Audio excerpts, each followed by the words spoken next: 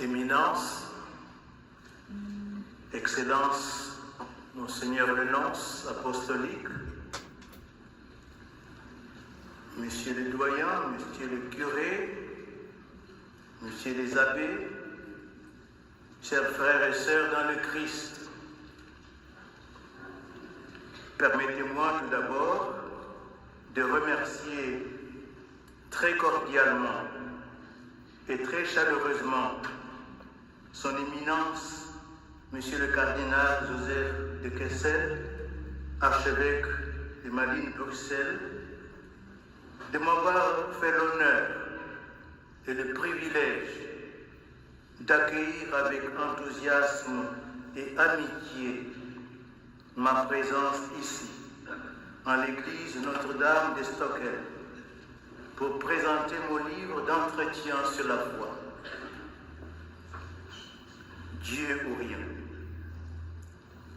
Je voudrais dire toute ma gratitude et ma considération respectueuse aux prêtres et aux responsables de la paroisse Notre-Dame de Stockholm, en particulier Monsieur le curé Beno Hessendonks, Monsieur les abbés Philippe Mawé, responsable de l'unité pastorale de Stockholm au Bois, et Édouard Marot, vicaire responsable francophone, ainsi que tous les fidèles de cette paroisse qui contribuent par leur dévouement à la réussite de notre rencontre. C'est une immense joie pour moi d'être parmi vous aujourd'hui et je vous remercie tous et chacun pour votre présence amicale qui m'honore plus que je ne mérite. Passons maintenant à l'objet de notre rencontre, Dieu ou rien. Comment Dieu ou rien est-il né? À vrai dire, je n'avais pas du tout pensé à écrire un livre maintenant. Un jour, M. Nicolas Dia, qui préparait un livre sur Benoît XVI, intitulé « L'homme qui ne voulait pas être pape », que je vous recommande de lire parce que vous aurez là de grandes richesses. Nicolas donc est venu chez moi dans le but d'échanger quelques idées sur différentes questions. Et à l'issue d'une deuxième rencontre avec lui, il m'a proposé d'écrire un livre sur ma vie. J'ai répondu que ma vie ne présentait aucun intérêt. Mais j'ai ajouté, nous pourrions éventuellement, au cours d'un entretien, aborder certaines questions actuelles de l'Église, de la société et de notre monde de plus en plus globalisé et plein de confusion, plein d'ambiguïté et d'incertitude. Même dans l'Église catholique, on a l'impression qu'il n'existe plus de magistère, ni d'enseignement doctrinal et moral sûr. Chacun s'octroie une liberté absolue pour proclamer ses opinions et ses valeurs morales. Moi aussi, je voudrais proclamer ma foi et ma fidélité radicale à Jésus-Christ, au magistère pluriséculaire de l'Église, comme une humble participation à la lutte de Benoît XVI contre la dictature du relativisme. Nous avons donc commencé par les 2 premiers chapitres qui relatent mon expérience personnelle, vécue dans un contexte socio-politique particulièrement difficile, celui de la révolution en Guinée avec Sékou Touré, les rapports extrêmement tendus entre l'Église et l'État guinéen, difficultés et tensions qui ont conduit à l'expulsion du premier archevêque de Conakry, Monseigneur Gérard Demiville, en août 1961, à l'arrestation et à l'emprisonnement du deuxième archevêque de Conakry, Monseigneur Raymond Marie Chidimbo, en décembre 1970, à l'expulsion de tous les missionnaires en mai 1967 et les 26 années de dictature et de persécution. Moi-même, j'ai été sur une liste des personnes à éliminer en avril 1984. Mais j'ai échappé à la mort grâce à la providence divine. Quand je regarde ma vie, mon cheminement vocationnel tortueux, en effet, j'ai commencé mes études et ma préparation au sacerdoce en Guinée, puis en Côte d'Ivoire, de nouveau en Guinée, puis en France et au Sénégal. J'y vois avec clarté la trace concrète de la providence divine à mon endroit. Après ces deux premiers chapitres, vous trouverez des réflexions sur les papes depuis Pie XII jusqu'au pape François, sur l'Église, Rome, le monde moderne, l'Afrique, la profonde crise anthropologique et la crise de la foi du monde occidental, l'idéologie du genre, la morale, la vérité, le mal, la prière. Je voudrais surtout vous inviter à vous arrêter sur les chapitres concernant la prière. Parce que nous constatons aujourd'hui une éclipse, une absence de Dieu dans le monde politique, économique, culturel et même dans nos propres vies personnelles. La vraie crise que traverse le monde d'aujourd'hui n'est pas essentiellement une crise économique ou politique, mais une crise de Dieu. Certes, on ne parle aujourd'hui que de la crise économique. Dans l'essor de la puissance économique de l'Europe, après des orientations originelles, plus éthiques et religieuses, l'intérêt économique est devenu déterminant de façon toujours plus exclusive. L'homme d'hier, comme celui d'aujourd'hui, quelle que soit sa race, sa couleur, sa culture, son pays ou son continent, est orienté presque exclusivement vers la possession et l'usage des biens matériels. Et dans le contexte culturel, plus spécifiquement de la société occidentale, il n'est pas exagéré d'affirmer que l'homme travaille, organise et gère les rapports humains, politiques, économiques et commerciaux, provoque des guerres, produit des armes de destruction massive, envahit et conquiert des pays uniquement ou presque pour amasser et accumuler des richesses matérielles et asseoir son autorité et son hégémonie. Avec la belle et noble raison d'installer de force et partout la démocratie et d'apporter la paix et la liberté, l'Europe et les États-Unis ont créé le chaos dans beaucoup de pays, surtout au Moyen-Orient et en Afrique. Mon jugement peut paraître inexact ou exagéré, mais nous ne pouvons pas nier la réalité aujourd'hui. Regardez l'Irak, la Libye, la Syrie, l'Afghanistan. Il y a quelques jours, M. Macron, le président Macron reconnaissait l'erreur grave qu'on a commise en détruisant la Libye. L'Europe traverse depuis plus d'un siècle une crise de civilisation sans précédent. Cette crise n'est donc pas récente, mais elle ne cesse de s'approfondir, de s'aggraver et de démolir toute référence à Dieu. La culture occidentale, surtout, s'est progressivement organisée comme si Dieu n'existait pas, disait le pape Saint Jean-Paul II. Beaucoup aujourd'hui ont décidé de se passer de Dieu.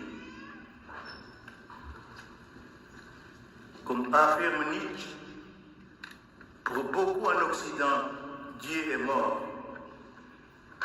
C'est nous qui l'avons tué.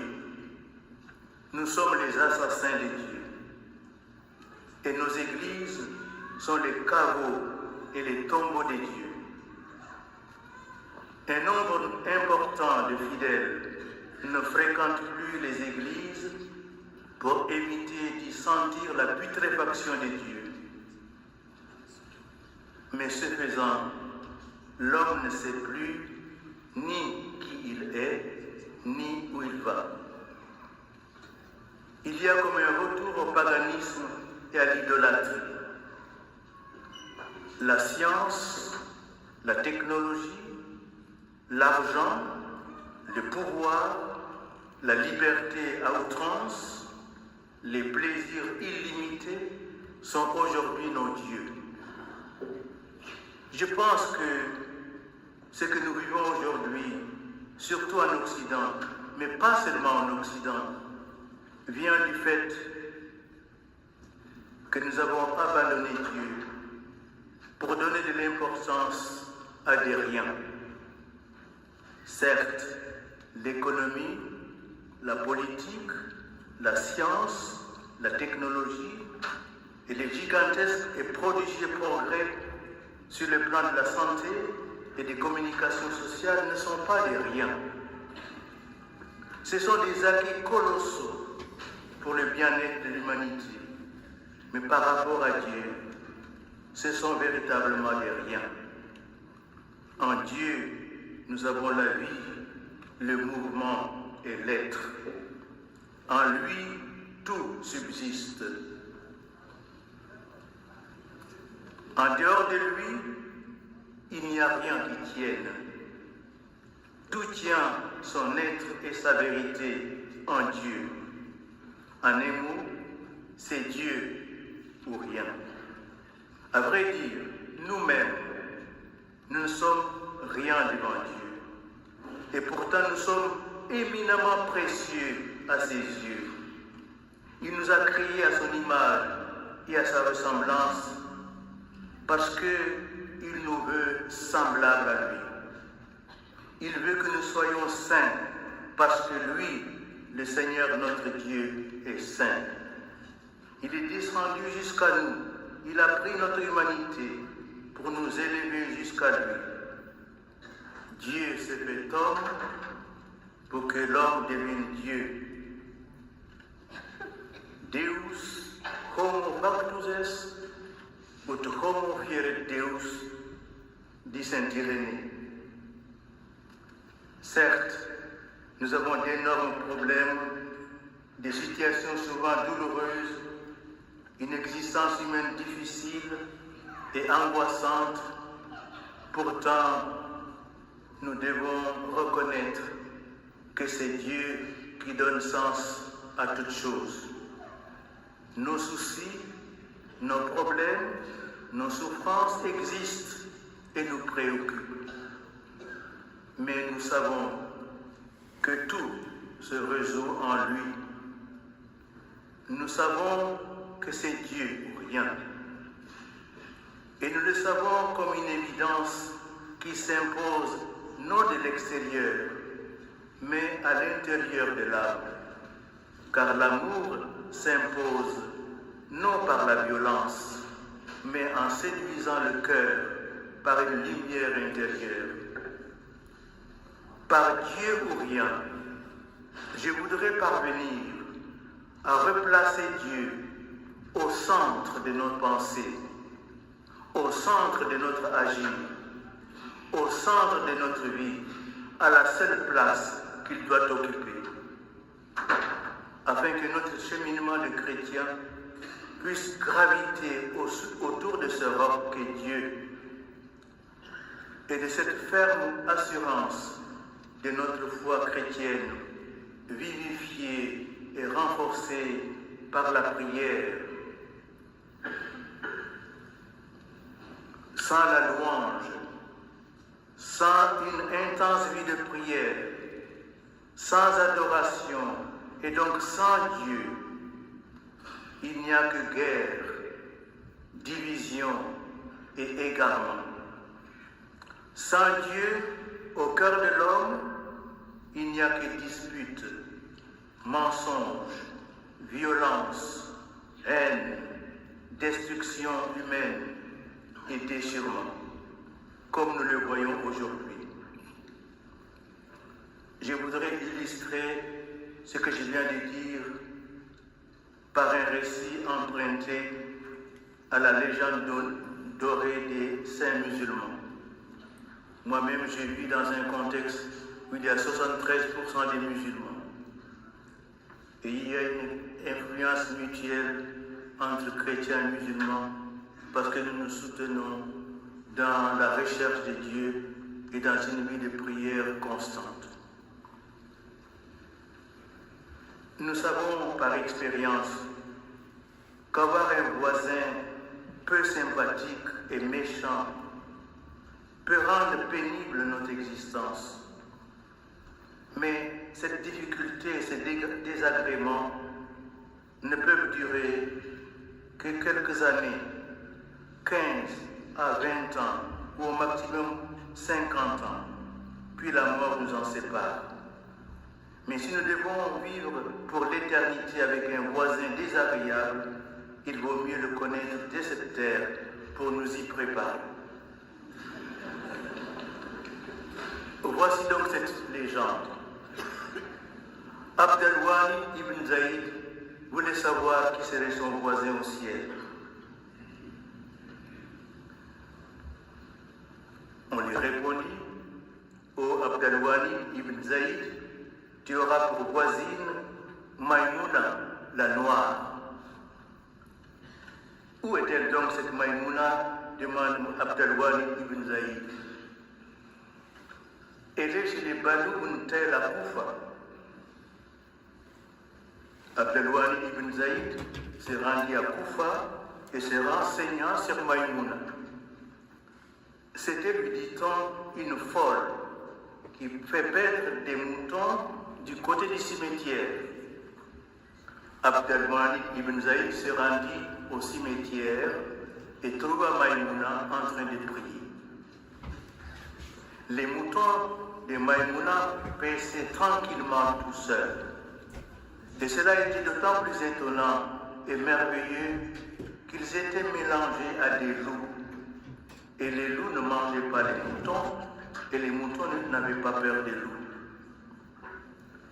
Après qu'elle ait fini de prier, Abd al-Wahid ibn Zaïd demanda à Maïmouna: comment se fait-il que les loups fassent si bon ménage avec des moutons?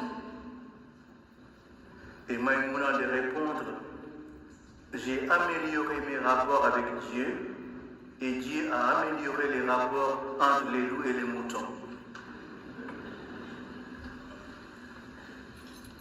Les seuls moyens humains, les seules négociations politiques ou diplomatiques sont impuissants à opérer l'unité, à établir la paix entre les hommes. Parce qu'il y a un virus de désunion qui habite à l'intérieur du cœur humain depuis le péché originel.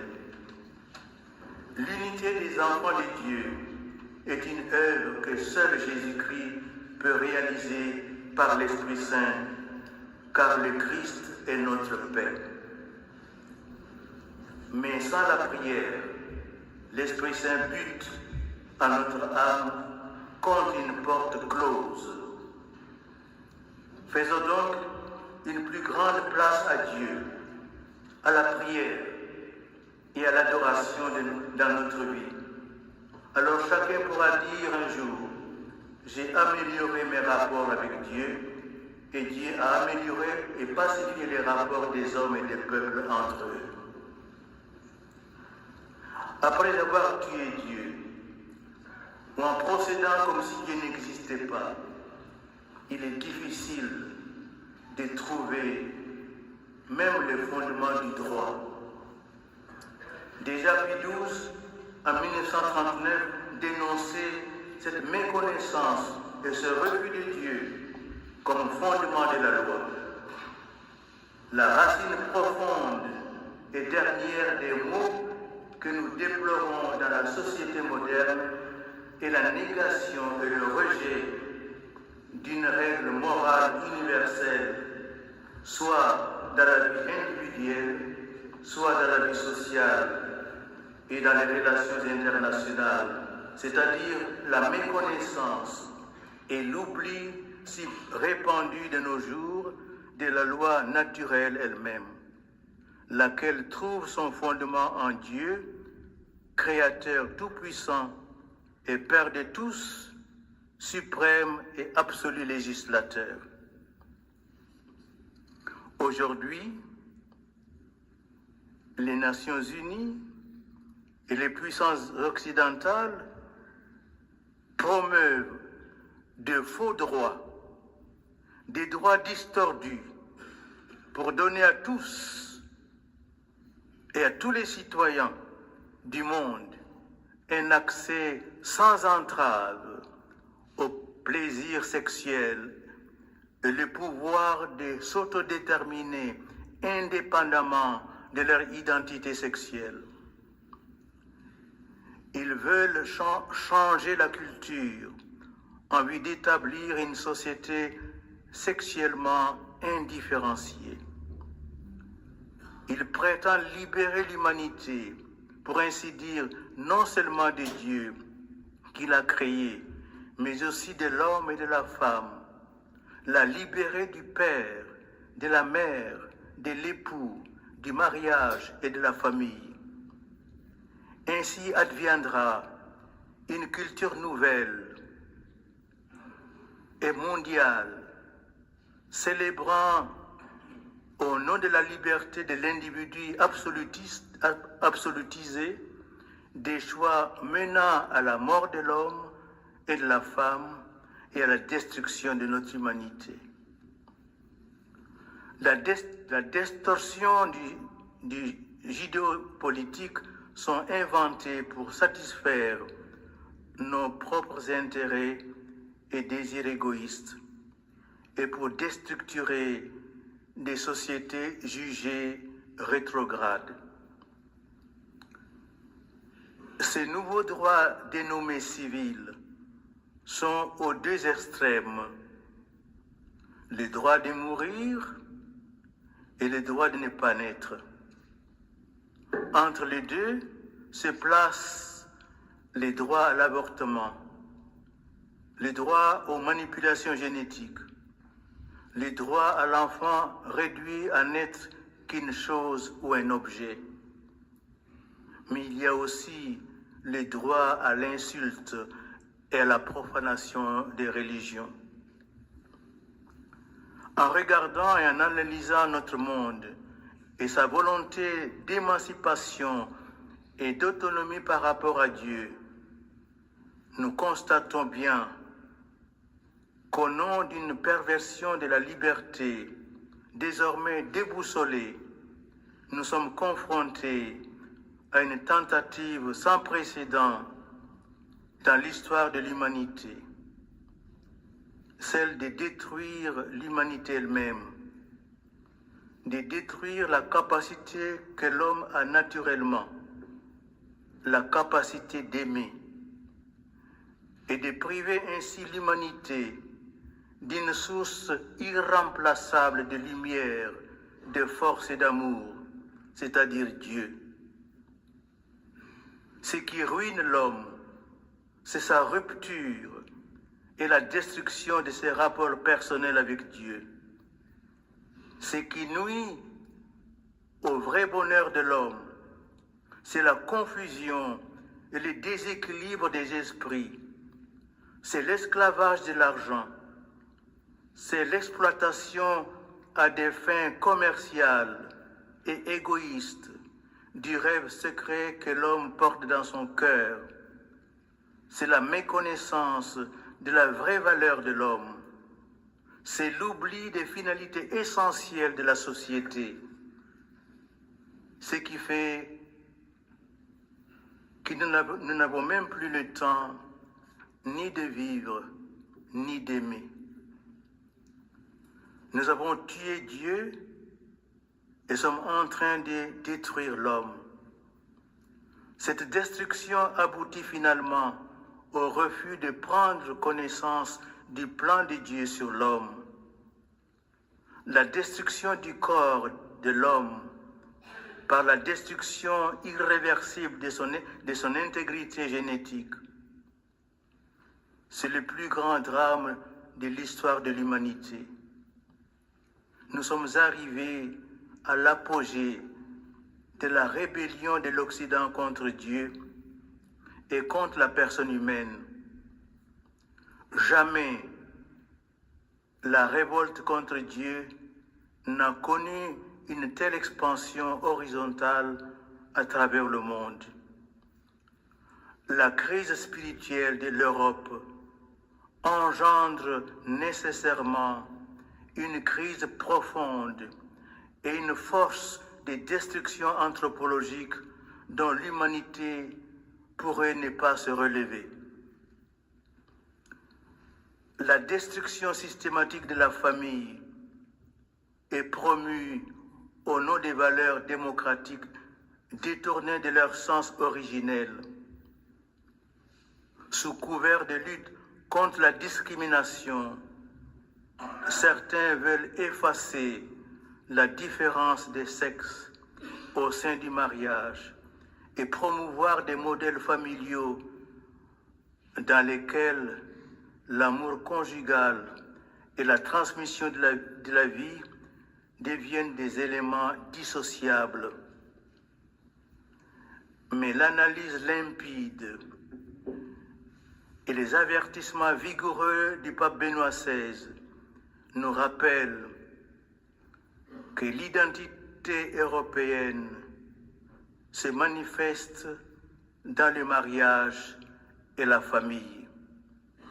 Et l'Europe ne serait plus l'Europe si la famille, cette cellule fondamentale de l'organisme social, disparaissait et se voyait totalement transformée.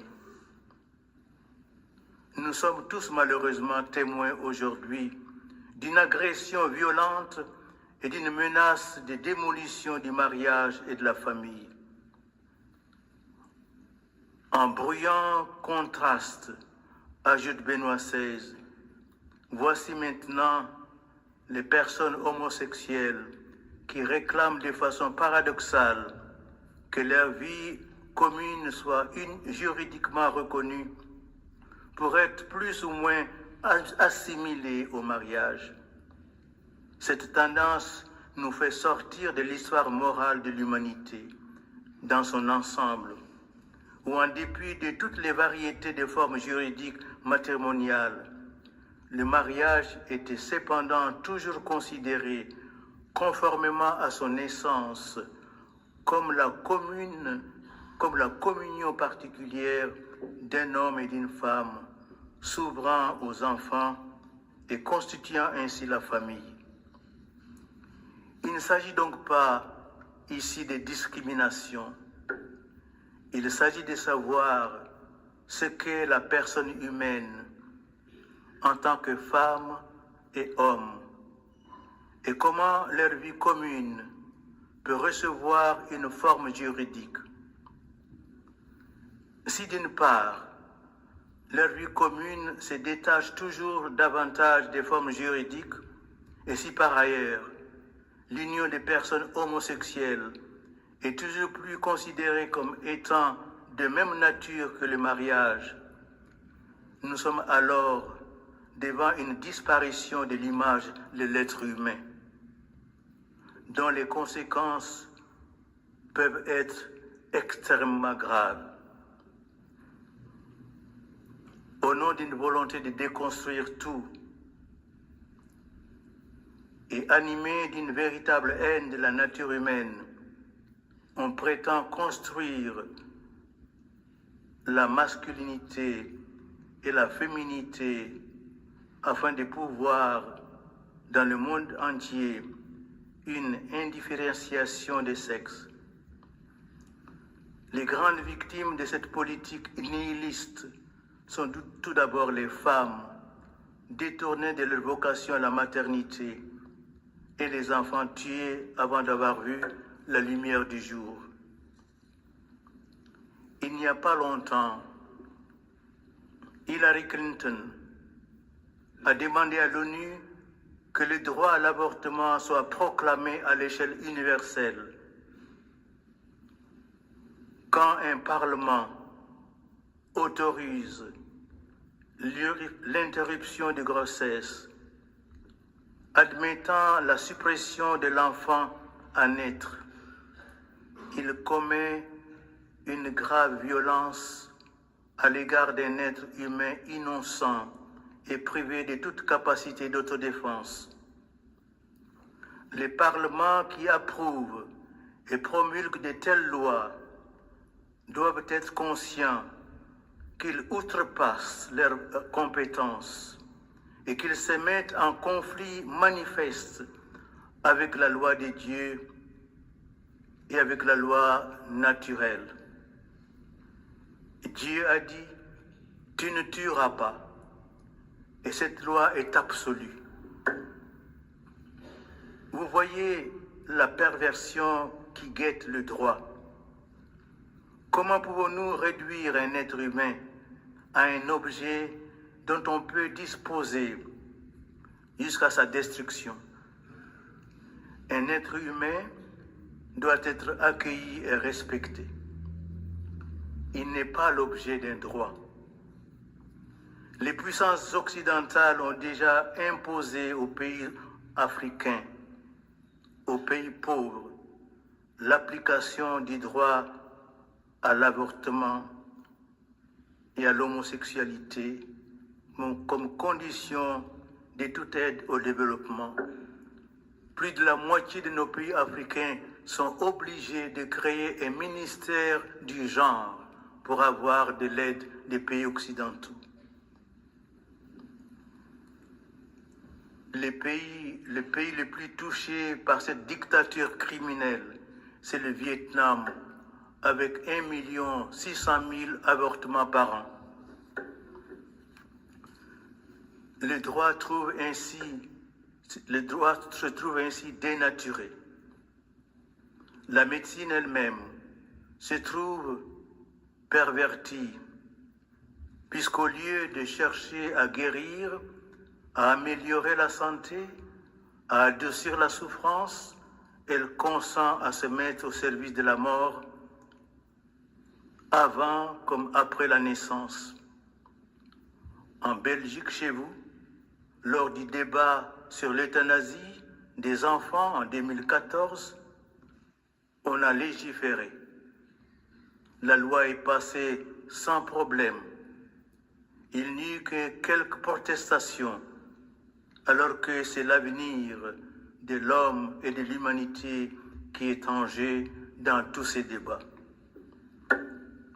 En ce qui concerne la famille et le mariage, il y a une volonté non seulement de faire éclater, mais aussi et surtout de détruire les fins du mariage et déstructurer et dénaturer la cellule familiale. L'idéologie du genre et ces groupes de pression y travaillent avec acharnement et de gros moyens financiers et médiatiques. L'Église se trouve dans une situation étonnante. De hauts prélats, issus surtout des nations opulentes, s'emploient à apporter des modifications à la morale chrétienne concernant le respect absolu de la vie dès sa conception jusqu'à la mort naturelle, les divorcés remariés et d'autres situations familiales problématiques. Ces gardiens de la foi devraient cependant ne point perdre de vue que le problème fondamental posé par l'éclatement des deux fins du mariage est un problème de morale naturelle. C'est au plan naturel que l'homme et la femme sont appelés à s'unir définitivement et de façon indissoluble pour se témoigner de la tendresse, de l'amour, pour se soutenir dans une harmonie, dans une harmonieuse complémentarité et pour procréer. Paul VI, avec une grande intelligence et une parfaite fidélité à l'enseignement de l'Église, voulait surtout, à travers humanité, souligner deux aspects indissociables de l'acte conjugal, l'union et la procréation. Cette doctrine, écrit-il, plusieurs fois exposée par le magistère, est fondée sur le lien indissoluble que Dieu a voulu et que l'homme ne peut rompre de son initiative propre, entre deux significations de l'acte conjugal, union et procréation. En effet, par sa structure intime, l'acte conjugal, en même temps qu'il unit profondément les époux, les rend aptes à la génération de nouvelles vies, selon des lois inscrites dans l'être même de l'homme et de la femme. C'est en sauvegardant ces deux aspects essentiels, union et procréation, que l'acte conjugal conserve intégralement le sens du mutuel et véritable amour et son ordination à la très haute vocation de l'homme et de la femme. Nous pensons que les hommes de notre temps sont particulièrement en mesure de comprendre le caractère profondément raisonnable et humain de ce principe fondamental. C'est cette réalité naturelle que le Seigneur a élevée à la dignité d'un sacrement. Face aux puissances qui ébranlent actuellement la famille, l'Église devrait se découvrir la vocation d'être la seule instance qui soit en mesure de sauver la sexualité humaine et l'institution naturelle du mariage et de la famille. Il ne s'agit pas seulement de sauver la morale chrétienne, il faut sauver et protéger la morale naturelle, il faut sauver et protéger l'humanité. Prélats catholiques et laïcs chrétiens devraient se souder et refuser de contribuer à la destruction de la morale naturelle. Les grandes dérives ont surgi lorsque certains prélats ou intellectuels catholiques ont commencé à écrire ou à dire « feu vert pour l'avortement »,« feu vert pour l'euthanasie ». Or, à partir du moment où des catholiques abandonnent l'enseignement de Jésus et le magistère de l'Église, ils contribuent à la destruction de l'institution naturelle du mariage et de la famille. C'est toute la communauté humaine qui se trouve fissurée par cette nouvelle trahison des clercs. Mais je vais poser une question clé. Le magistère de l'Église est-il compétent pour vérifier la morale naturelle?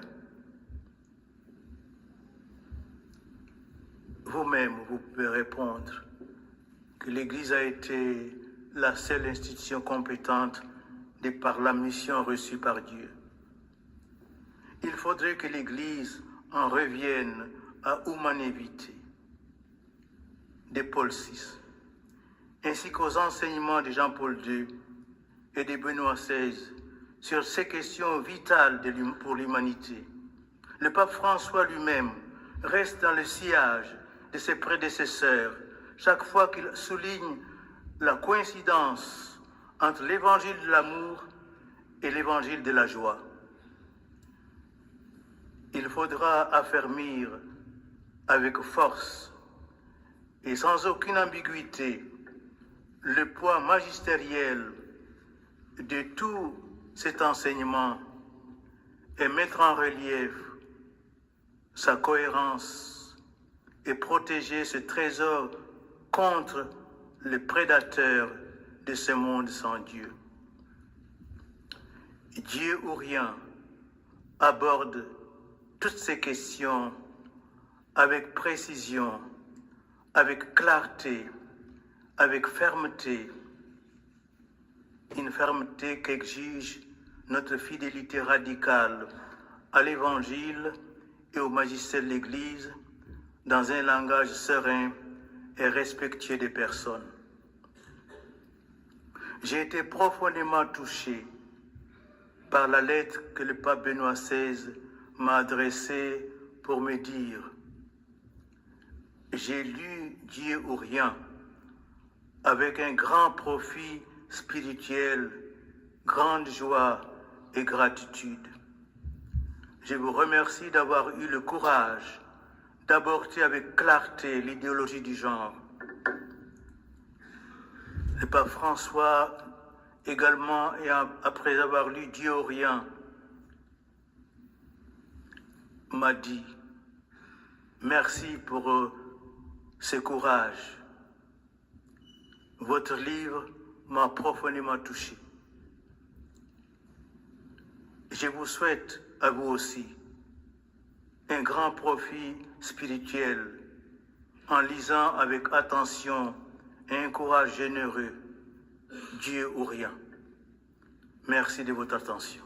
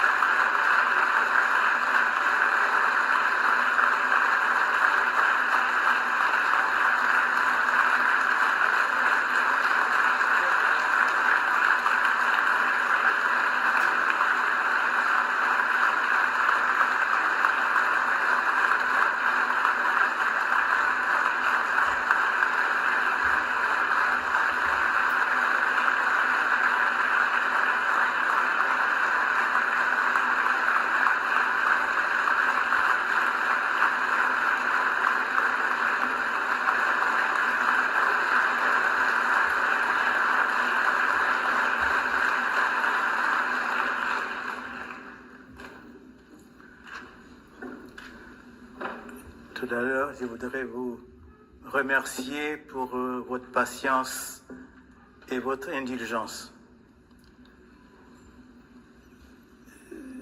Je serai disponible à l'une ou l'autre question que vous désiriez poser, si nous avons le temps. Mais tout d'abord, je vous remercie infiniment de votre présence. Merci également de votre attention. Ma parole est souvent abrupte, souvent difficile, radicale, mais tous ceux qui ont fait l'expérience de porter l'Évangile dans la souffrance ont souvent une parole radicale.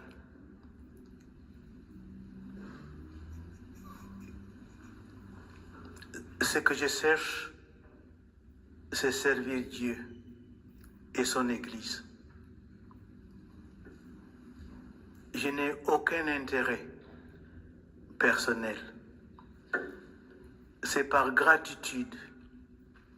Je suis d'un petit village de Guinée, d'une petite famille de 3 personnes, papa, maman et moi. C'est le seul enfant. Et Dieu m'a pris dans ce petit village pour me porter à travers des sentiers très tortueux jusqu'au cœur de l'Église aujourd'hui, jusqu'à Rome. Un jour, il me demandera des comptes. J'étais pris comme le petit David dans tout petit village. J'étais fait tant de choses. Qu'as-tu fait pour l'Église? Chacun de nous, nous devons répondre un jour à Dieu. Nous avons reçu tellement de choses de lui. D'abord, notre baptême. Moi, j'ai reçu tellement. Je suis d'abord chrétien. Ma région est une région animiste. Mon pays est majoritairement musulman. Mais Dieu m'a fait la grâce d'être chrétien. Il m'a fait la grâce d'être prêtre. Il m'a fait la grâce d'être évêque. Il m'a fait la grâce d'être maintenant auprès du Saint-Père. J'aurai des comptes à rendre. Et vous aussi, si vous cachez votre foi, ne vous laissez pas noyer dans ce monde d'aujourd'hui. Vous êtes du monde, mais vous êtes dans le monde, vous n'êtes pas du monde. C'est Jésus qui le dit. Nous devons aimer passionnément notre monde. Nous ne devons pas juger notre monde, mais nous devons le porter vers Dieu.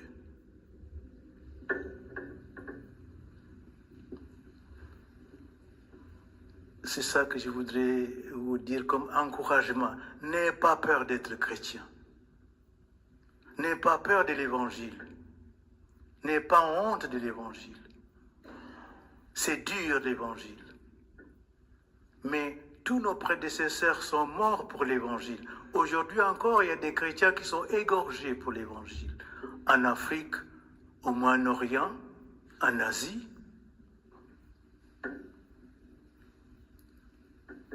Et vous, moi je ne serais pas là si vous n'étiez pas venu dans mon petit village.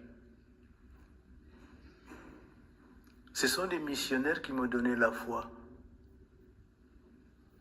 Ils sont morts. Dans mon village, ils sont arrivés à 2. Et 6 mois après, un d'eux meurt. Et certainement, son sang a fait de moi un chrétien, un prêtre, un évêque, un cardinal. Et vous aussi, vos parents vous ont nourri dans la foi chrétienne. Le monde a changé, mais croyez-moi, l'homme n'a pas changé. Adam est exactement comme moi, avec les mêmes ambitions. Adam voulait être comme Dieu. Le démon lui a dit, tu seras comme Dieu. Aujourd'hui, si nous voulons être comme Dieu, et nous avons déjà abouti à cette ambition. La seule différence entre Adam et nous, c'est que nous avons le téléphone portable. C'est tout. Mais les ambitions, les difficultés, les tentations, il a été tenté aussi, Adam a été tenté. Nous sommes tentés exactement. Coëlette dit, il n'y a rien de nouveau sur ce monde. Il n'y a rien de nouveau. L'homme est le même. La seule différence, c'est que nous sommes dans l'abondance, mais Adam aussi était dans l'abondance. Rien ne lui manquait dans le paradis terrestre.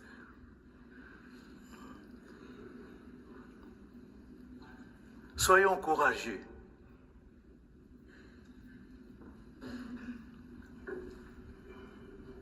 Nous avons devant nos yeux par la télévision des gens qu'on égorge pour leur foi.